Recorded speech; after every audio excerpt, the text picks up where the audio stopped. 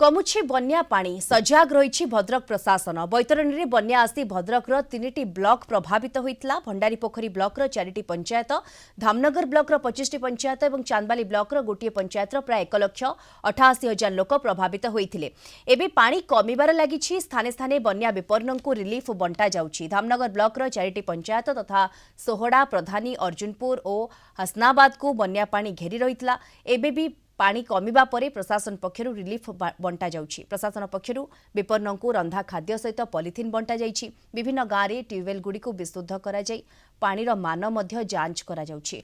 बन्यांचल रे medical team सजाग रहिछन्ति। क्षयक्षतिर आकलन करुछन्ति जिला कृषि अधिकारी। बन्या पानी रे केते चाष जमी क्षयक्षति होइछि तार आकलन करा जिबा सहित रिपोर्ट आसिबा परे क्षतिग्रस्तंकु सहायता प्रदान करा जिवो बोली भद्रक जिलापाल दिलीप राउतराय कहिछन्ति। 1,88,000 लोक माने अफेक्टेड होते मध्य आम खाइबा माने जो 29,000 लोक मान खाइबापी व्यवस्था करूँ विभिन्न समय